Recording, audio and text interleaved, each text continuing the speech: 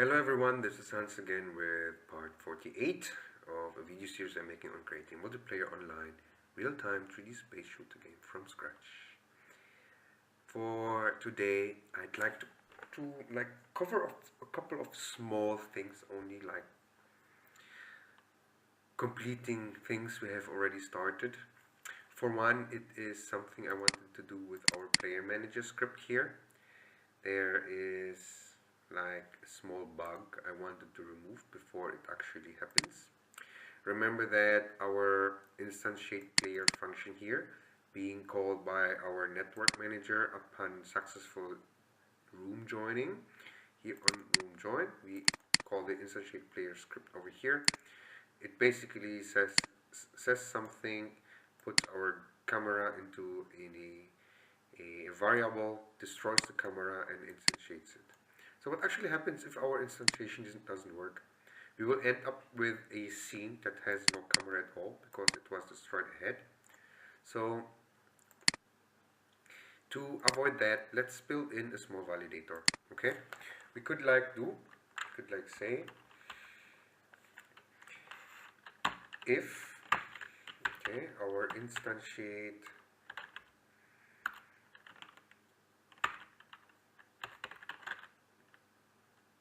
player go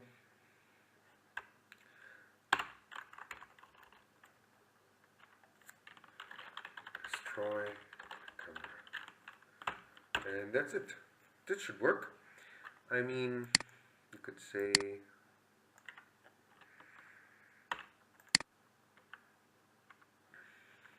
change our texture a little.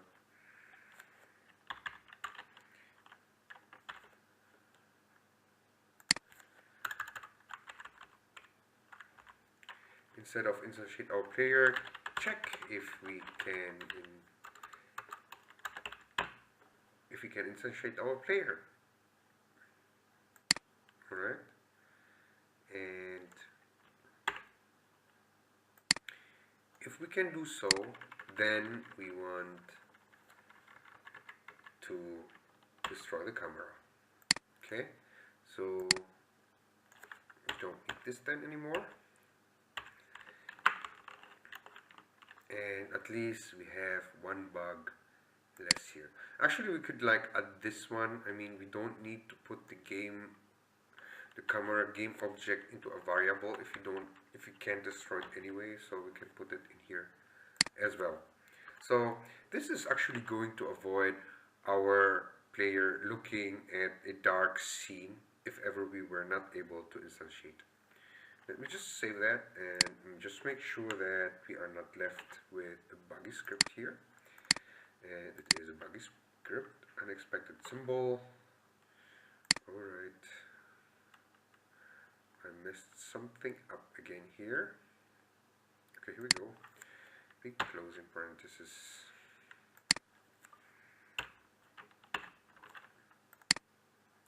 And that's it. So that is one thing I actually wanted to do.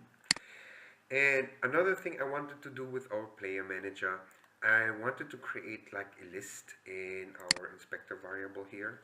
So if we open this game manager, that there's a list of players we can always view, and a list of players that is always updated depending on who is online or not. So for that, I was thinking we could add a simple public list. Of course, we will need to define it as public because we want it to appear in our game manager, and it is a list, and that list will contain list, and that list, it keeps auto-correcting, okay, will contain my players. Of course, I can't use player anymore because it has been used here above, just to be sure that. So this is a list full of strings called player. There we go. Name, and this is equal to, we will need to declare a new list. A list is a kind of an array, by the way. It is easier to handle if you ask me, so I like using lists. And of course it is a string and defined by a function. Now this is going to cause an error message again, because here we go, the type or namespace name list one could not be found. Are you using a directive or an assembly reference? Are you missing? Yes, we are missing because the list is actually defined. I had some experience and research on that already under collections.generic. Exactly. So if we take that in, then we can use lists now in our script. And if you go to our inspector here, we will see that we have a player name here, and it is size 0.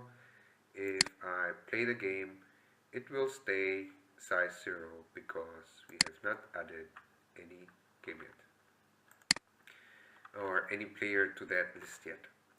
So actually, if we instantiate a player, this is actually the perfect time to stay there, to add a player to our list. So this goes as simple as player name dot add, and then we just simply define the name as a string like Hans, just to test this. And let's see if this works.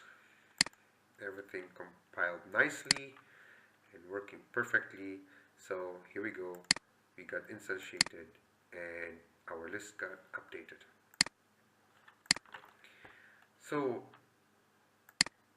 now remember that this player name, adding or updating actually our player name list is not necessarily always happening at the instantiate.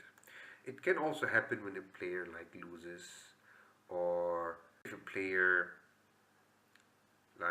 needs to be re-added or removed, or got destroyed, or left the room, or got disconnected for whatever reason.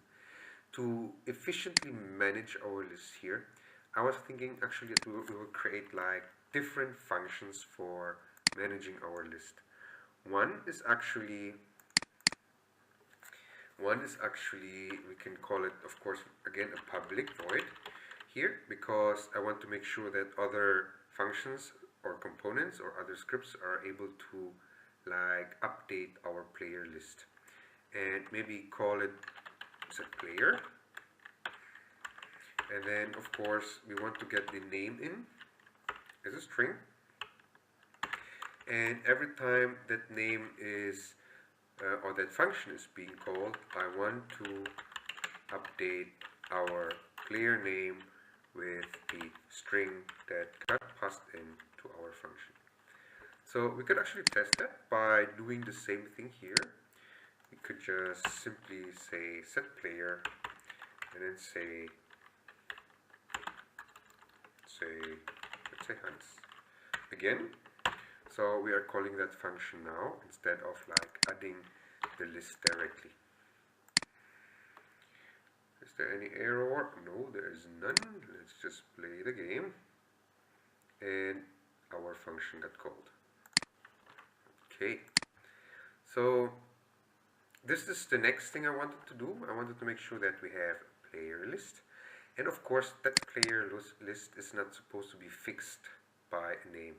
The name is supposed to be passed in by the network manager, because once we join a room, the player name will be defined, because it must be provided, and it will be provided when we logged in the future.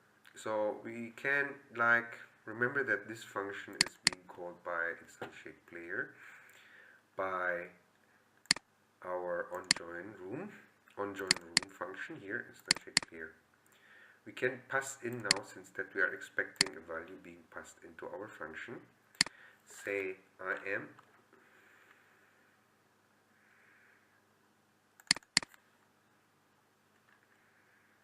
am expecting here a string called maybe just player name. Okay, and then we will call for that string that has been passed in and put it into our function to be set. And now we can make sure that our player name is being set in here. Now remember that, let me just jump to our SmartFox C# API scripting reference. I opened it already here. Remember that while we keep joining a zone and a room, that specific properties and methods will become available to us that we can call out anytime, that are available through using this namespace. One of these are myself, which is a user. So this user object that is being made available to us. So I can actually now remember that the SFS2X or the SmartFox, where does it say? It says here assembly SmartFox2X is in this class, and we casted that class into our SFS. So it should actually work if we unjoin room. If we say just SFS, make dot. So the property was myself, and there we go, we can have it. And myself, I want to have the name.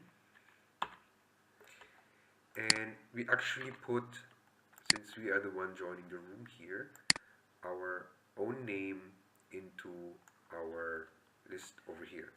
So every time actually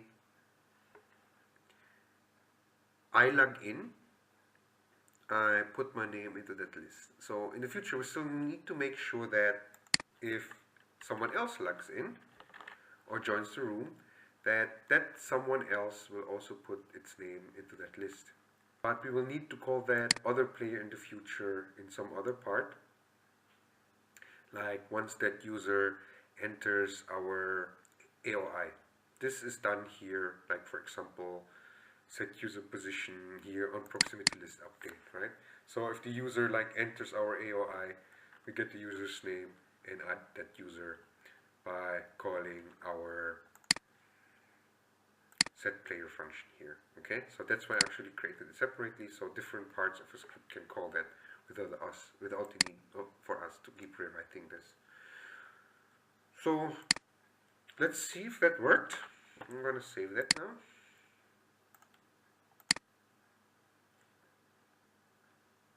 And there's no bug. Let's save that. And here's the name. Okay, which is actually the name I use here on our simulator to log in, since we are not using the web browser to log into our game as of yet. So that's a good thing. And another thing I wanted to do actually is, remember that sometimes you get thrown out of the game by, there's this one, if you make a quick build here again, build setting. By the way, since we are making test builds already all the time to test our network capabilities, just make sure that you have checked streamed. Development build doesn't really matter for now. And if you go to player settings here, just also make sure that under setting for the web player, resolution and presentation, that you check this run in background, so that your game will keep playing although you are not highlighting your web browser. So you can actually switch your web browser to the background in your script, or your game will keep running in the background. This is a very cool feature, so just make sure that this is checked. And then of course we have added our scene here now. In the future we will also add our other scene, our start scene here actually, but for testing we don't need it, at least for now. So we'll just keep it as it is.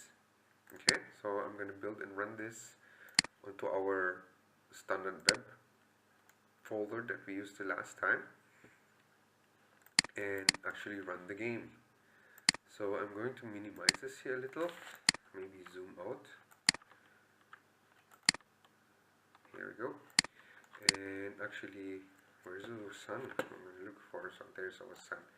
You can see that we are actually looking at our sun right now.